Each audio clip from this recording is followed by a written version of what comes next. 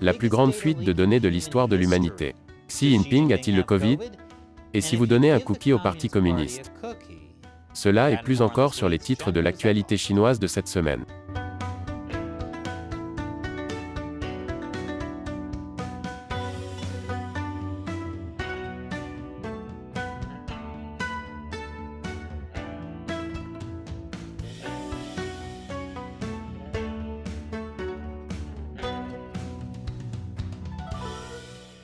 Bienvenue sur Chine non censurée. Je suis Chris Chappell. Cet épisode est sponsorisé par Surfshark.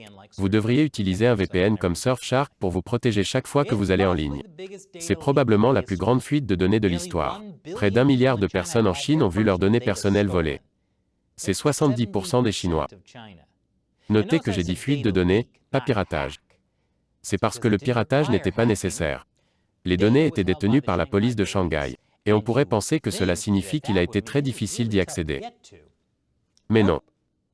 Comme cela s'est produit dans le passé en Chine, les données personnelles ont été laissées non sécurisées et accessibles au public pendant plus d'1 an. Jusqu'à ce que quelqu'un entre et les prenne le mois dernier.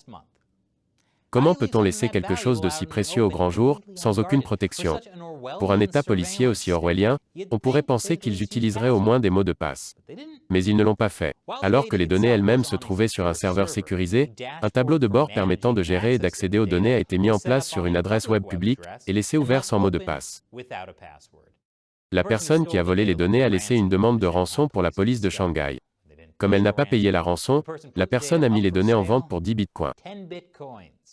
C'est environ 200 000 $ maintenant. Je parie qu'il regrette de ne pas l'avoir vendu il y a quelques mois. Les fichiers de la police de Shanghai contenaient les noms, adresses, numéros de téléphone mobile, numéros d'identification nationaux, âge et lieu de naissance, ainsi que des milliards d'enregistrements d'appels téléphoniques passés à la police pour signaler des litiges civils et des crimes.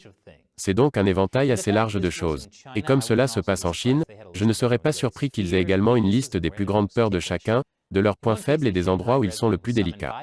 Dans un cas, un résident de Shanghai a été convoqué par la police en 2018 pour avoir utilisé un VPN afin de contourner le pare-feu chinois et accéder à Twitter, en retweetant soi-disant des remarques réactionnaires impliquant le parti, la politique et les dirigeants. Dans un autre dossier, une mère a appelé la police en 2010, accusant son beau-père d'avoir violé sa fille de 3 ans. Donc il y a vraiment un potentiel de chantage avec toutes ces données. Les données ont été vérifiées par plusieurs organismes de presse, donc oui, vraiment, quelqu'un est entré dans la base de données de la police de Shanghai et a volé les données d'1 milliard de personnes, et les vend maintenant pour environ 200 000 $. Attendez, ça veut dire que les données personnelles de chaque individu ne valent qu'un cinquantième de penny. Ce qui fait mal, parce que chaque fois que quelqu'un vous a dit que vous ne valiez rien, c'était mathématiquement exact. Les données étaient conservées sur un serveur Alibaba. Vous savez, la société de Jack Ma. Ce qui est une mauvaise nouvelle pour Ma puisqu'il a déjà disparu une fois pour avoir critiqué le Parti communiste chinois. Mais la faute incombe clairement à la police de Shanghai qui n'avait même pas de mot de passe. Je veux dire, allez, même les personnes qui utilisent le mot « password » comme mot de passe ont une meilleure défense que la police de Shanghai.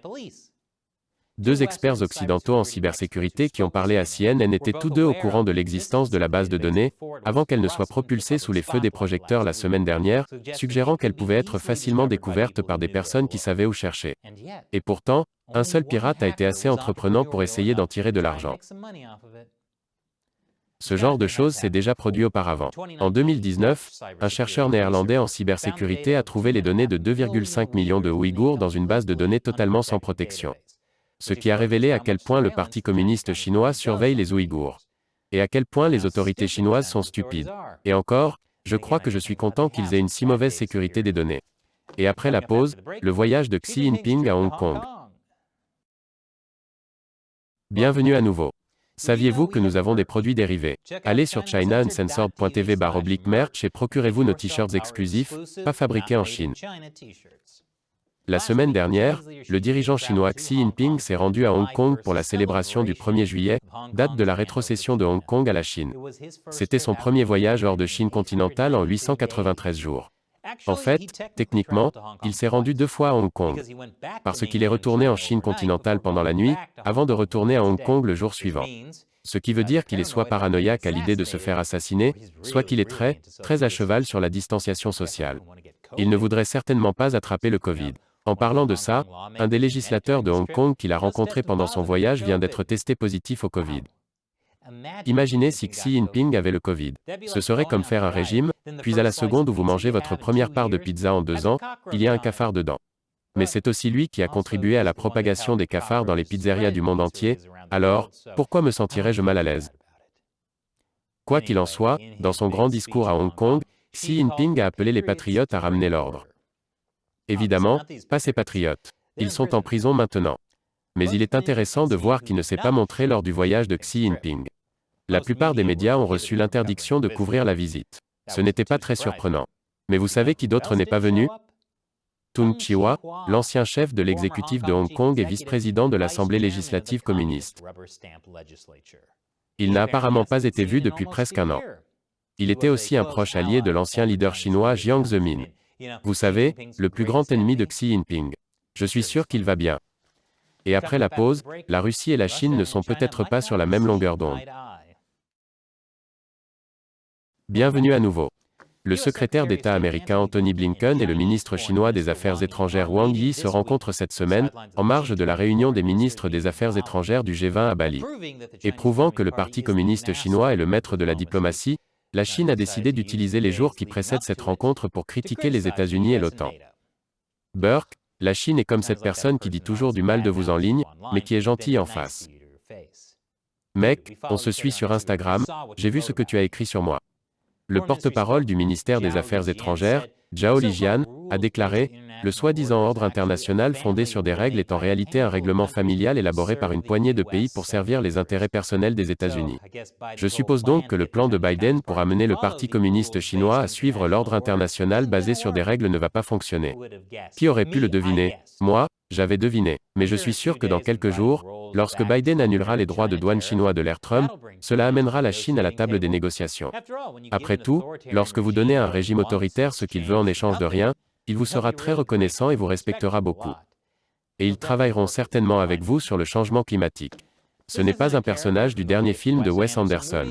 Il s'agit de Xiao Dianrui, un homme d'affaires sino-canadien et l'un des hommes les plus riches de Chine. Un magnat qui a des intérêts commerciaux et d'investissement répartis dans de nombreux domaines différents des cercles financiers, et des liens déclarés avec certaines des familles les plus riches et les plus puissantes de Chine. Jusqu'à ce qu'il disparaisse il y a 5 ans, après avoir été enlevé dans un hôtel de Hong Kong. Maintenant, il risque d'être jugé sans accès consulaire. Ce qui est faux, à moins qu'il ait été arrêté par la police de la mode. Parce que est-ce normal d'être aussi riche et de sortir en ressemblant aux 2/3 d'un feu rouge? Quoi qu'il en soit, l'ambassade du Canada a déclaré « Le Canada a fait plusieurs demandes pour assister au procès du citoyen canadien, M. Xiao Dianrui. Notre présence a été refusée par les autorités chinoises. Apparemment, ce procès est le billet le plus difficile à obtenir depuis Hamilton. Nous avons fait un épisode complet sur Xiao Dianrui en 2017. Vous voyez, il avait son propre entourage de gardes du corps féminin. Ces gardes du corps féminin pouvaient même essuyer la sueur de son front. Alors, de quoi Xiao est-il accusé, à part ressembler à un sans-abri, un Winnie l'ourson du millénaire?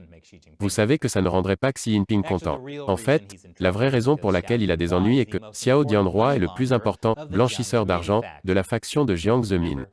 Vous vous souvenez, le plus grand ennemi de Xi Jinping? Donc clairement, être un citoyen canadien ne va pas aider le gars. Surtout en raison de la proximité de Justin Trudeau avec le Parti communiste chinois. Si vous voulez en savoir plus, consultez notre récent podcast China Unscripted sur la façon dont les libéraux canadiens, y compris Trudeau, bénéficient de l'argent chinois. Le lien est ci-dessous. Mais comme nous l'avons vu avec Biden, si vous donnez au Parti communiste chinois tout ce qu'il veut, je suis sûr qu'il vous prendra au sérieux. Xi Jinping et Vladimir Poutine sont assez proches. Après tout, Xi Jinping a déjà donné à Poutine une médaille de meilleur ami. Juste avant l'invasion de l'Ukraine, la Russie et la Chine ont annoncé qu'il n'y avait aucune limite à leur amitié. N'est-ce pas adorable qu'elles soient meilleures amies? Je parie qu'elles ont des soirées pyjama, où elles boivent des sodas à la crème, lisent Tiger Beat, et font des commérages sur les garçons. Mais il pourrait y avoir d'autres choses qui se passent dans les coulisses. Un deuxième scientifique russe a été accusé de trahison pour avoir divulgué des secrets d'État à la Chine.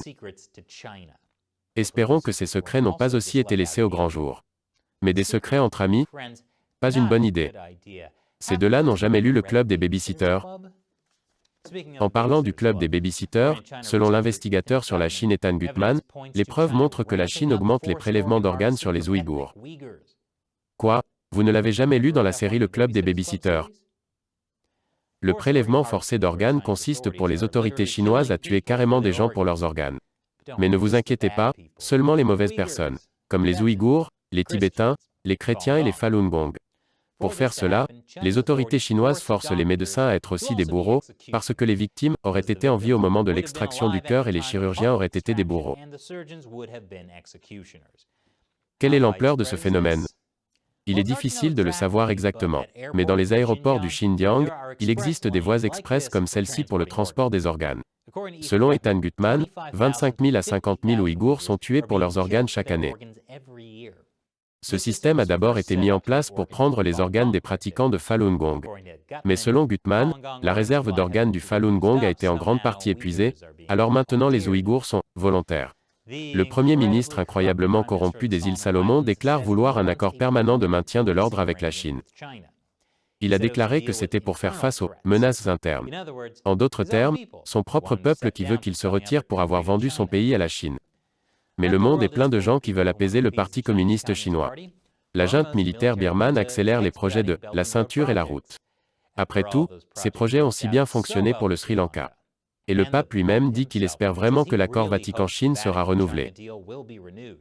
Cet accord permet au Parti communiste chinois, officiellement athée, de nommer les évêques catholiques en Chine. C'est quelque chose que le Parti communiste voulait depuis longtemps. Et comme nous le savons, lorsque vous donnez à un régime autoritaire ce qu'il veut en échange de rien, il vous sera très reconnaissant et vous respectera beaucoup. Interrogé sur l'accord, le cardinal Joseph Zen, 90 ans, de Hong Kong, a répondu « Rien », car il a été arrêté en vertu de la loi sur la sécurité nationale. Ceci vient du pape qui a dit un jour « Ce sont les communistes qui pensent comme des chrétiens ». Mais vous savez ce que le régime chinois veut d'autre? La Lune. Selon la NASA, le programme spatial militaire chinois veut contrôler la Lune. Gardez à l'esprit que le programme spatial chinois est dirigé par l'armée du Parti communiste chinois. L'administrateur de la NASA, Bill Nelson, a déclaré « Nous devons être très préoccupés par le fait que la Chine atterrisse sur la Lune et dise « C'est à nous maintenant et vous restez dehors ». Ça sonne juste. La Chine dit « Prums » sur la Lune, ou comme il l'appelle maintenant, Taïwan de l'espace. Et cet épisode est sponsorisé par Surfshark. Surfshark a récemment été classé choix de la rédaction pour le meilleur VPN pour la confidentialité et la sécurité par PCMag. C'est parce que Surfshark peut vous protéger des pirates et de la surveillance gouvernementale lorsque vous allez en ligne. Vous pensez peut-être que seuls les pays autoritaires comme la Chine surveillent le comportement de leurs citoyens sur Internet. Mais devinez quoi, le gouvernement américain le fait aussi. C'est pourquoi Surfshark a un serveur dans les îles Vierges britanniques. Vous pouvez utiliser ce serveur pour un maximum de confidentialité, car les lois de ces îles permettent à Surfshark de ne pas conserver les données des utilisateurs. Alors, si vous ne l'avez pas encore fait, jetez un coup d'œil à Surfshark. Lorsque vous vous inscrivez en utilisant le lien ci-dessous, vous obtiendrez 83% de réduction sur un plan de 2 ans, plus 3 mois supplémentaires gratuits. Rendez-vous sur surfshark.com/uncensored et utilisez le code uncensored pour profiter de cette offre. Le lien est ci-dessous. Encore une fois, je suis Chris Chappell. Merci de regarder Chine non censurée.